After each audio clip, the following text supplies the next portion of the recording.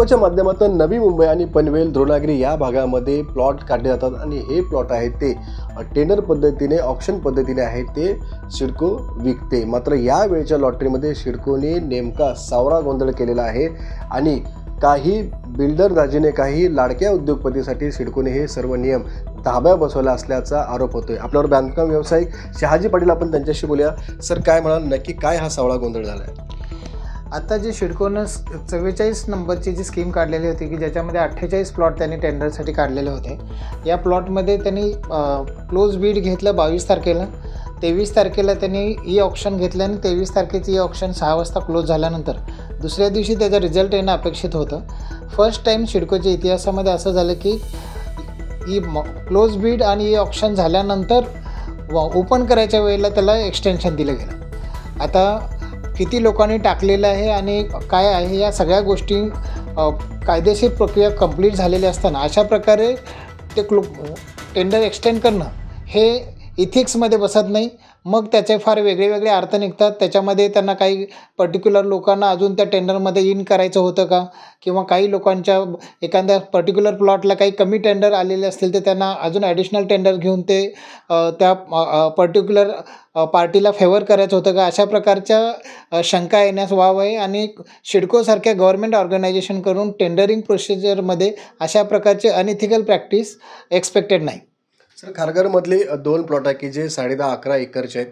त्या प्लॉटसाठी ते प्लॉट काही मोठ्या उद्योगपतींना देण्यासाठीच ही सर्व प्रोसेस आहे ती नियम धाब्यावर बसवल्या जातात असं बोललं जातं आहे। असं म्हणायला स्कोप आहे, कारण खारघरमध्ये जे 2 प्लॉट आहेत ते 20,000 आणि 24,000 स्क्वेअर मीटरचे आहेत। म्हणजे साधारणतः ते दोन्ही प्लॉट लागून असल्यामुळं 11-11.25 एकरचा जो प्लॉट आहे तो 11 एकरचा प्लॉट कोट करणारी पार्टी ही तेवढीच मोठी असेल, त्याचा इन्फ्लुएन्स तेवढा मोठा असू शकतो। तर या मोठ्या प्लॉटला कदाचित एक्सपेक्टेड नंबर ऑफ बिड्स जर आले नसतील तर ते एक्सपेक्टेड नंबर ऑफ बिड्सचा कोटा कंप्लीट करण्यासाठीचं हे एक्सटेन्शन तर नसेल ना, अशा प्रकारची शंका आता सगळ्यांच्या मनात यायला लागलेली आहे। आज त्याचं बिडिंग संपलेलं आहे, उद्या ते ओपन करताना ते कशासाठी असं केलं याचा खुलासा समोर येईल। सर, याच्यामध्ये आता समजा जेव्हा बीड होतं, ऑप्शन होतं, ते झाल्यानंतर ते सगळं बंद झाल्यानंतर तुम्ही बिल्डर लोक एकमेकाला आपले रेट हे सांगत असतात। मात्र हे सगळं जगजाहीर झाल्यानंतर ह्याने एक्सटेन्शन दिल्यामुळे नुकसान झालं ज्यांनी ऑलरेडी पैसे बीड भरलं होतं ते?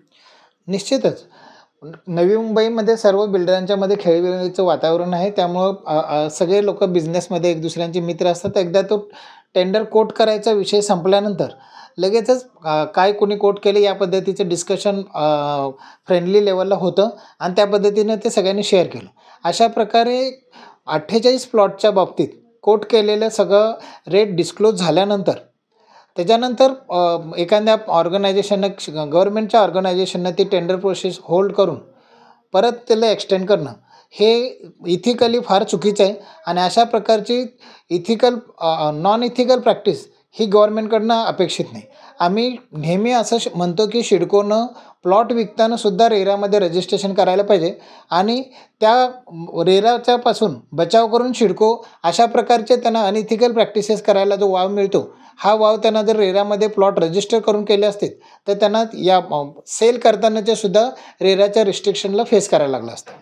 नक्कीच आपण पाहतो की सिडकोच्या या सावळा गोंधळामुळे याच्यामध्ये कुठेतरी शंकेला वाव येत असून एक मोठ्या उद्योगपतींसाठी ही जी लॉटरीची तारीख आहे ही पुढे ढकलली तर नाही ना, अशा प्रकारचा प्रश्न आता उपस्थित केला जातोय। विनायक पाटील, एबीपी माझा, नवी मुंबई। एबीपी माझा, उघडा डोळे बघा नीट।